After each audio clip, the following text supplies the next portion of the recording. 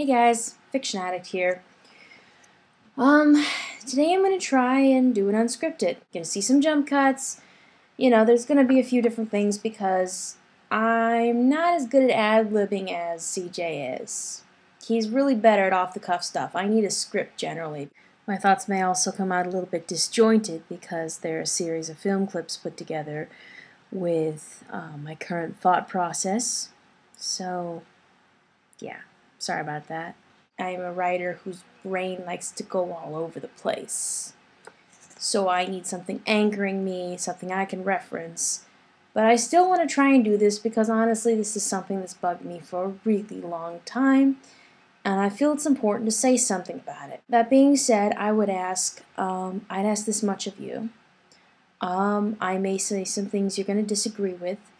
I may say some things that bother you. I'm going to ask, please, watch all the way through, hear what I have to say.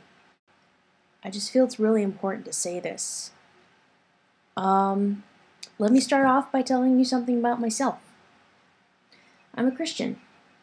You may notice I censor the show a bit. Honestly, language is something that bothers me.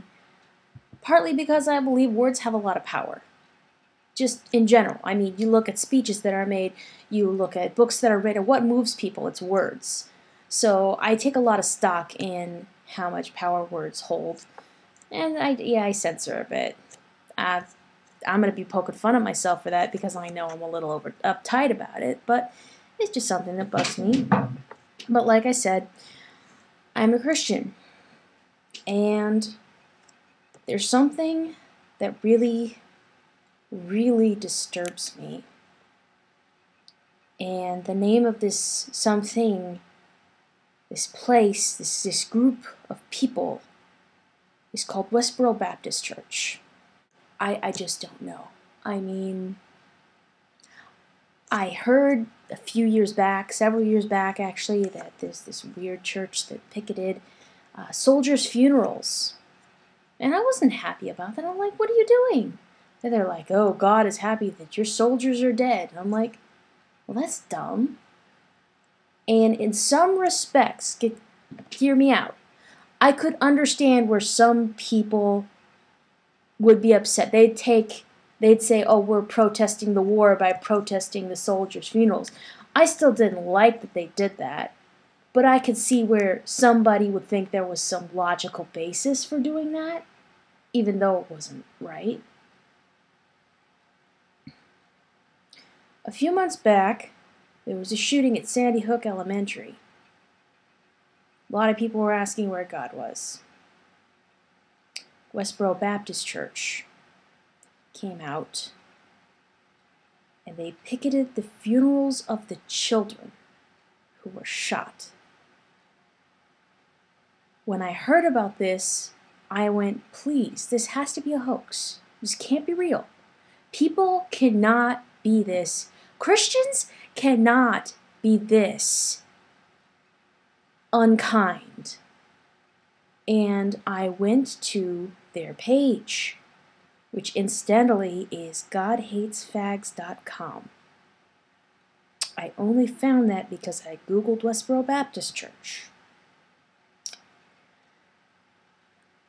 And their message is that God sent the shooter and that he is laughing at our pain, and that because we have bent over and taken it every which way from the homosexual community, that's why this is happening.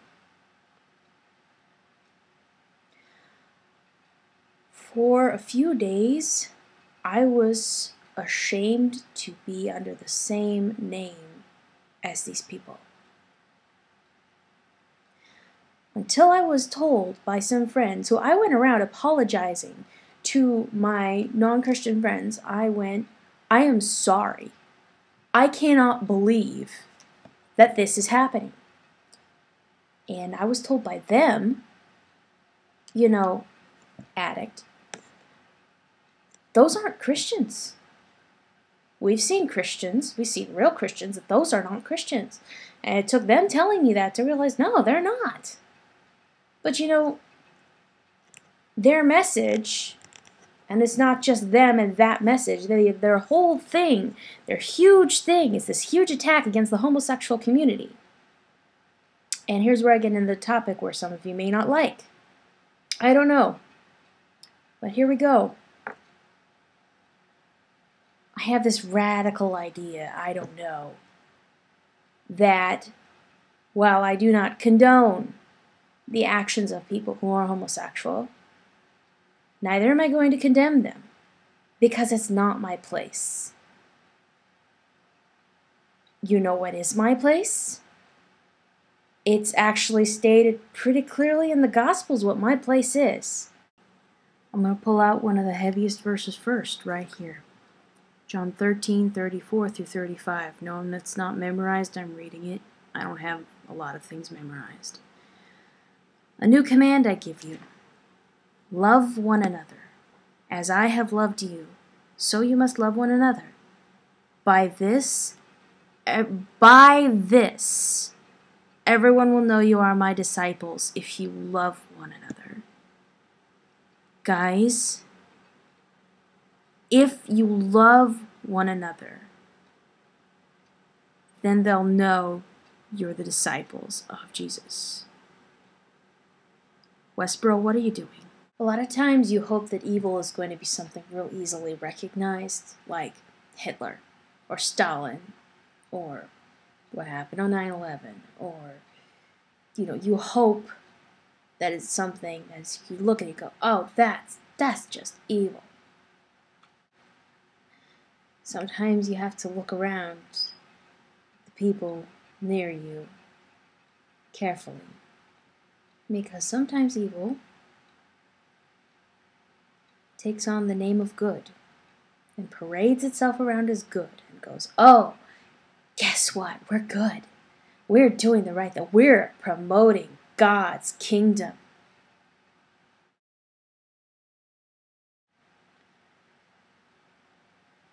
It breaks my heart to see people like that calling themselves Christians, because I know that because of people like that, there are many people who will not listen to anything people who actually follow Jesus have to say. The guilt by association. One of the things people think when they hear the words original sin is, oh, that's sex, right? No. Oh, it was disobedience, right? No. The original sin, the first sin, was pride, hubris, which means pride against the gods. It basically means thinking that you could be God. And there's another way of doing that. It's called judging. Here on the Story Trollers, we judge all the time. We judge movies. We judge the people who made the movies. We go, what were you thinking? Generally done in a pretty lighthearted manner, unless it's a serious topic. The thing is, when you actually start judging another person for who they are, you are treading on very dangerous ground. There's this place in Matthew 7, 1 through 5, it says, Judge not, that you be not judged. For with the judgment that you pronounce, with that you will be judged. With the measure you used, it will be measured to you. Why do you see the speck that is in your brother's eye, but do not notice the log that is in your own? How can you say to your brother, let me take the speck out of your eye, when there is a log in your own eye? You hypocrite, first take the log out of your eye, and then you'll see clearly to take the speck out of your brother's eye. The point is here, guys, you judge, and that same judgment will be turned around on you by God. And He's going to say, excuse me, you're judging them. Why? You have this problem. What's going on here? Did you even look at this part of your life? Or did you just kind of skip over that because you noticed the little speck of sawdust in that guy's eye? The only person who doesn't have this problem of, having a log in their eye or something blocking their vision, the only reason that he's allowed to judge is because he's God. Yeah? Because he doesn't have the problems that we do in terms of being human. He sees everything, and that's why we leave the judging to him. But somehow we've taken it into our heads that it's okay for us to do that too. Because we're so great at doing things like, we don't ever mess anything up like that. We don't ever cause more damage through words like that than we are even capable of comprehending. There are so many stories in the 4 Gospels that Jesus tells about forgiveness and mercy and grace when someone doesn't deserve it. Whether or not they deserve it isn't the question. The thing is, they received it. They were given it. Anyways, were there stories where people were thrown out in the darkness? Yes, there were. But there are just as many stories about grace and mercy, and sometimes I think people forget that. There's a section here, Matthew 23, 23, and 24. Woe to you, scribes and Pharisees, again, the religious leaders of the day, hypocrites! For you tithe mint and dill and cumin, which are spices. So they're tithing everything, even down to the spices in their house. Tithing meaning giving a portion to the temple. And you've neglected the weightier matters of the law, justice and mercy and faithfulness. These you ought to have done without neglecting the others. You blind guides, straining out a gnat and swallowing a camel. Think about that. They're so picky about the tiniest little thing, but they overlook the big deal. Straining out a gnat and swallowing a camel. They actually had pretty interesting sayings back then. So here's an idea, Westboro Baptist Church. Instead of wasting your time just going and slamming the Bible down the throats of people and making them hate it even more, how about you go out and show the love of Jesus in the community? Because I'll tell you what, that is a heck of a lot more attractive than what you're doing. And again, in Luke 7:37 through 38, judge not, and you will not be judged. Condemn not, and you will not be condemned.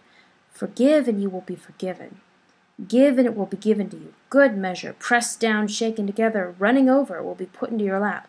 For with the measure you use, it will be measured back to you. Guys, you're going to judge. It's going to come back at you and bite you in the rear in ways you can't even imagine. On levels you can't even imagine. You dole out mercy, you dole out love, you dole out everything that the guy you're claiming to follow taught you. That is going to come back to you in ways you cannot fathom. I've seen it. I've seen it in my family. I've seen it in the lives of people around me. When it really happens, it's amazing. And it doesn't happen by waving a sign that says God hates fags, that says God sent the shooter, that says God is laughing at your misery. That's evil. That's evil calling itself good. That's evil claiming it's doing the work of God. I'm going to ask you another question. Who did Jesus hang out with? Did he hang out with the Pharisees, the religious leaders of his day, the high-uppity-ups, the muckety-mucks, who he absolutely could have hung out with and he would have been a heck of a lot more popular than he was? Or did he hang out with the tax collectors, who were hated by everybody, the prostitutes, the brawlers, fishermen, who probably had serious mouths on them? Who did he hang out with? Who did he spend his time with? Who did he care about? Whose lives did he invest in? Was it the holy people who weren't broken at all? Oh, nothing's wrong with me. Oh my goodness. Look at that person over there. They reek of sin. Or did he, who we believe was God himself, come down and spend time with the rejects of society? Or the people who were not considered pure, who everybody else deemed below, out of God's range? He came down and he was, God came down and was with the people who everybody else said, you're all going to hell. Think about that. I mean, that's it. In those days, that's who it was. And he was with them. And he caught flack for it. But he didn't care. Because that's who he came for. I guess all I can really say here is that the only person who's really qualified to judge is God. It's not us. Which is why I can say that no, I don't agree with the actions of the homosexual community. I don't believe with the beliefs of the homosexual community. But I don't agree with the beliefs of a lot of people. Does that mean they're horrible people? No, not at all. There's some brilliant people. There's some amazing, funny, wonderful, emotional, amazing people in all of these communities that I completely disagree with. And it is not my place to judge them. Is there going to be judgment? There is going to be judgment. I'm not saying on who, because I think a lot of people in the Christian community are going to have some judgment. I'm probably going to have some judgment. I've done plenty of wrong things. What I'm saying is, what it is our place to do, what it is we've been commanded to do, is to love, not to judge. Nowhere in the Gospels have I found it to say, go out and judge the world. And it really disturbs me when I see signs like that. When I hear about Westboro Baptist Church, when I hear about other churches claiming that they are following Jesus, and this is what they said. They're not.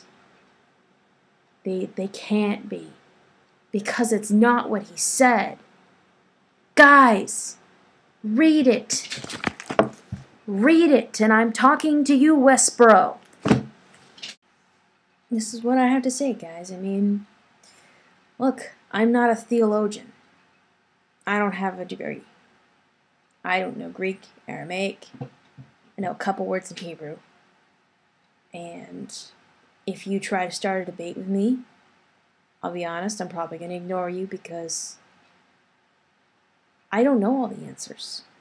I admit, I do not know all the answers. I don't even know most of the answers. But this looks pretty clear to me. I mean, I don't remember anywhere Jesus saying, thou shalt hate the homosexuals. Thou shalt. No, I don't even hear him. I don't hear anywhere thou shalt hate. I mean, guys, really? Did you miss everything he said? Or did you just cut and paste your version of the Bible together? It doesn't make any sense. I'm a fiction addict. This isn't exactly a story troller, but the story trollers.